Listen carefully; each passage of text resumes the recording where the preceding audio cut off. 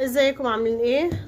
فيديو كده في المستعجل، ونصيحة لوجه الله لكل اللي بيخيطوا ان ما يقعوش في الغلطة اللي انا وقعت فيها دي. زي ما انتوا شفتوا في اول الفيديو الكاردن اللي واضح قدامكم متفصل ازاي وشكله ايه، وده بناء على طلب صاحبته.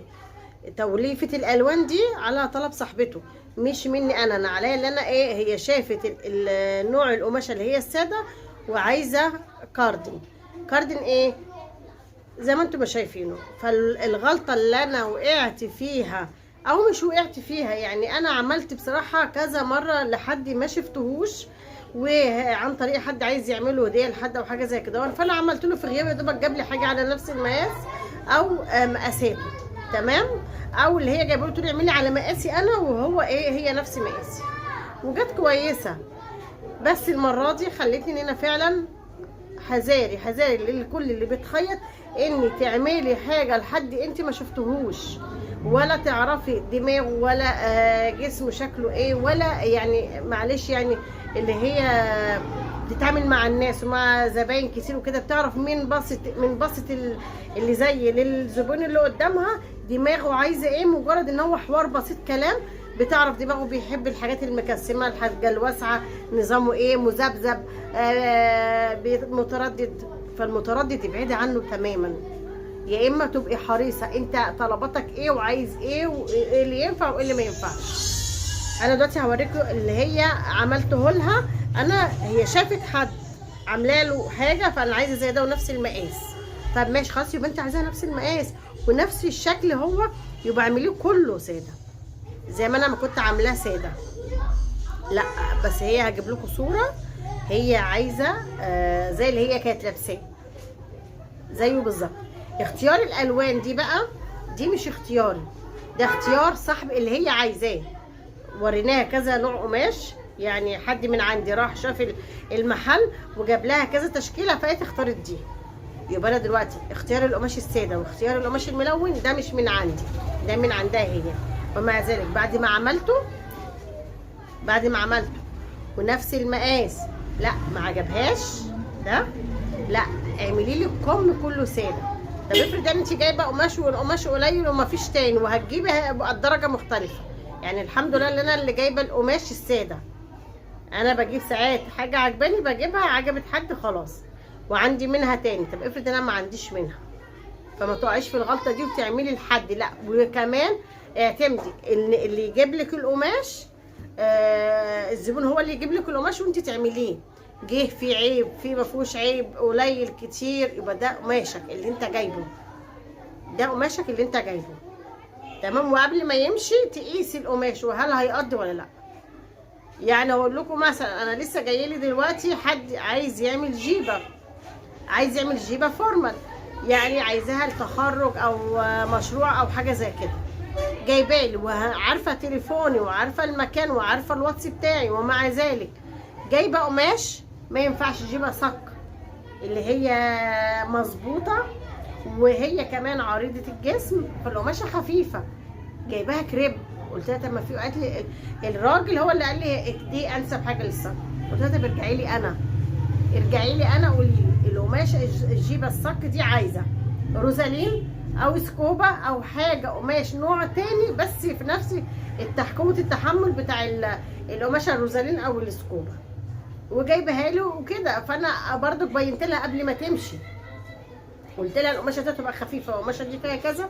قالت لي خلاص اعملي اللي انت شايفاه على قد القماشه. كانت عايزه جيبه وكمر وسوسته من ورا، فالقماشه خفيفه وهي عايزاها صك، فمجرد ان هي تبقى مظبوطه وما فيهاش نسبه مط، فلما تيجي تقعد الخياطه اللي من ورا دي هتبقى ايه، ممكن تفتح منها السوسته، ممكن تتقطع، ممكن لاي ظرف ما. فعايزه قماشه محمله تكون تقيله، كريب، بس الكريب اللي هو المحبب التقيل. ففي بص بيورد علينا حاجات كتير، فدي خلاص انا بينت لها انا عليا ان انا افصلها وخلاص. القماشه ده بتاعتك انت وانا قلت لك العيب اللي فيها ايه. لكن حاجه زي دي كده هتضطرني بقى تقول لا هو مظبوط وحلو وتسلم ومش تسلم. بس القماشه يعني مثلا دي كان معمول، ده كان معمول للبنت يعني الام هي اللي دلوقتي اللي هتاخده، بس كان معمول لبنتها، بنتها جامعيه وشافت حاجه على اللي انا عاملاه لها. يعني هي دي امها موظفه وبنتي معاها شغاله، فشافت الحاجه على بنتي فقالت لها لا انا عايزه زي ده ونفس المقاس. حتى خدت البيزك الكاردن بتاع بنتي بيتته عندها عشان بنتها تقيسه، خدته عندها قالت لها زيه وكل حاجه. قالت لها ماشي. طب تغيري فيه ليه؟ لا انا عايزه زيه بس الكم هيبقى ملون وهيبقى باستك، انا مش عاملاه باستك، التاني مش عاملاه باستك، وهجيب لكم صوره ليه اللي انا عاملاه ازاي. لا وعايزه الشريط ده انا مش عاملاه ملون، انا عاملاه شريط منه فيه وعليه شريط شكل. تمام. فدلوقتي قالت لي لا، رجعت له دلوقتي من بعد العيد، قالت لي عايزه كم ساده، واذا ما كانش فيه قماش عايزاه مثلا لحد هنا، ده زي ما هو وده هو اللي ساده. فطبعا لبت الموديل وبرضك هتخسرني انا. نصيحه مني، وتعاملت مع ناس كتير، مع الحلو ومع الوحش ومع الكويس ومع اللي بيفاصل ومع اللي ما بيفاصلش، مع فئات كتير. ما تعمليش حاجه غير لما يكون صاحبه الحاجه موجوده قدامك، وتشوفي القماش وتقيسيه وتشوفي الخامه بتاعته هل ينفع الموديل ولا لا، والكميه بتاعته تنفع ولا لا، وقولها من قبل ما تمشي. انا مستفزه ان انا لان من نفس المكان دي تاني مره تحصل معايا الموضوع ده. بس تاني مره، بس هما الاتنين جم مع بعض، يعني ده وواحده تانيه زميلتها عايزه كاردن برضو بعد ما شافت على بنتي. وفي الاخر بعد ما كانت طلعت فيه الاوضه الفطس زي ما بيقولوا، اول ما لبسته وكوته وبنتي سمعت ان هو الحاجه كويسه عليه. طب ليه بقى من الاول؟ ليه من الاول؟ عشان كده بقى اول او اخر ما تعمليش لحد اي حاجه غير لما تكون هو واقف قدامك وتاخدي مقاساته وعايز ايه طلباتك فيها او حاجه زي كده. دي يعني نصيحه مني للي بيخيط. احنا مش ناقصين حرقه اعصاب ولا حرقه مزاج ولا حرقه دم. يعني احنا موجودين في بنتعامل مع ناس كتير، ولازم اتعامل مع ده وما اتعامل مع ده. بس انا اللي بيبقى عنده نصيحه يقدمها لوجه الله انا هستفيد منها، غيري يستفيد منها. فبقول لكم ما تعملوش حاجه، فئه الخياطين ما تعملوش حاجه الا صاحبها يكون قدامكم. انا ده هصلحه وهعمله زي ما هي عايزه، وبرده هوريهولكم في الاخر هيبقى شكله ايه. انا كده فصلت الكمام اهو الاتنين عن بعض، وجبت حته هي اللي كانت زياده عندي. فانا هنعملها ايه؟ بدل ما هعملها كم واسع وعليه الشريط من نفس النوع ده، لان ده كده هيبقى بهدر القماشه خالص، بهدر القماشه دي خالص. الخياطين طبعا هم اللي هيعرفوا الكلام اللي انا بقوله، ان الحاجه لما بترجع تاني بتبقى مش كويسه. فانا هعمل الواحد بيتقل عليها وبيبقى بيعملها وهو متبرجل نفسيا مش كويس. فاحنا هنعمل ايه دلوقتي؟ انا هاخد المسافه اللي انا هاخدها ايا كان، عايزه كده او عايزه كده، المسافه اللي انا هقصها دي هعملها من ده هلزقها فيها، هيبقى كوم فيه خياطتين بس ده احنا مجبرين. تمام. فانا هقيس كده بتاع شبر اهو الخياطه كده، وهقص من هنا وهعوض دي باللون ده.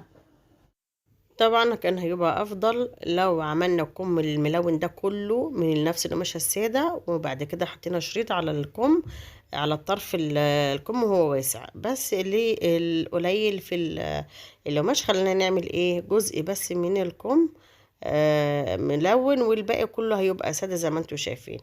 احنا كده هنطبق القماشه الموجوده معانا على 4 طبقات كده، وناخد المقاس هنقص على قد المقاس الفتحة بتاعة الجزء الكم الملون كده اهو هنسويها.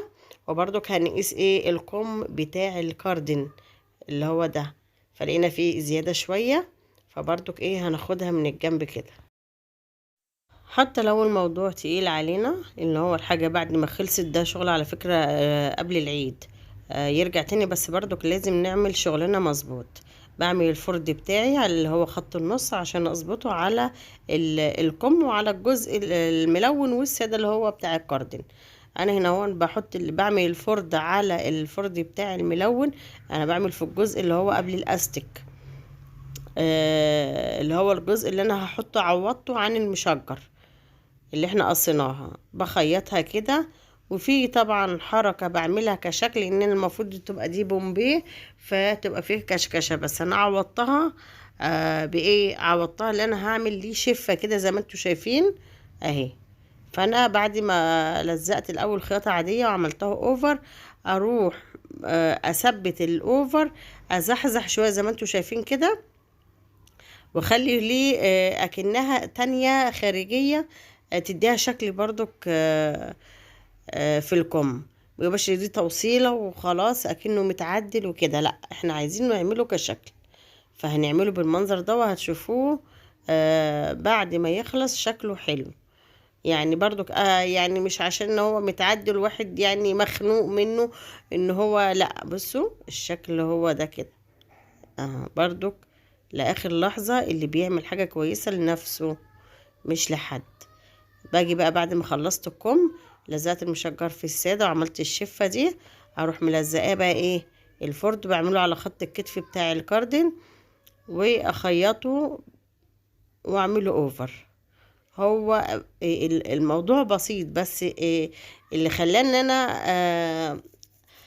اعمل الفيديو ده ان هي من الاول محدده هي عايزه ايه. اللي انت عايزه تعملي زيه مختلف دلوقتي عنه خالص، مختلف عنه خالص. ده ساده، التاني ساده وكم واسع ومفيهوش اي تلوين ولا اي حاجه. لا انت ليه تغيري؟ فهو ده يعني اللي بيتعب نفسيا ان انت بعد ما بتختاري. وكمان انا ما شفتهاش عشان ان انا احاول اديها رأي او اغير لها رأيها، لا.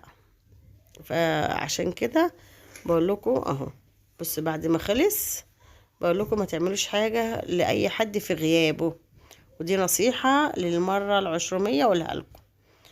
اشوفكم على خير في فيديو جديد، ويا رب الفيديو اللي جاي ما يكونش فيه تصليحات ولا في حاجات فيه غلطات ولا اي حاجة. والسلام عليكم ورحمة الله وبركاته.